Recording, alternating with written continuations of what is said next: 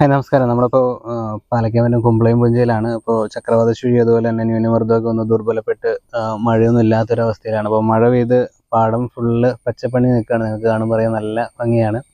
അതുപോലെ തന്നെ കുളങ്ങളൊക്കെ നിറഞ്ഞിരിക്കുന്നത് പുത്തൻകുളമാണ്.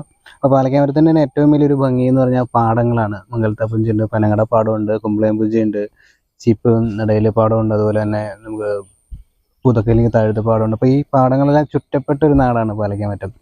അപ്പം ഇതിൻ്റെ ഏറ്റവും മനോഹരമായ ഈ പാടങ്ങളിലൊന്നായ കുമ്പളയം പുഞ്ചയിലെ കാഴ്ചകൾ കാണാം.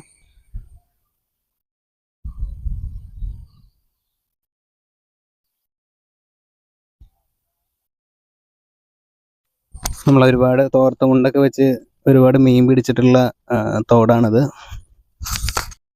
പുല്ല് മേയ്ക്കാനൊക്കെ ആയിട്ട് ഒരുപാട് പശുക്കൾ ഈ പാടത്ത് ഒക്കെ കാണാനായിട്ട് സാധിക്കും. പിന്നെ ഇപ്പോൾ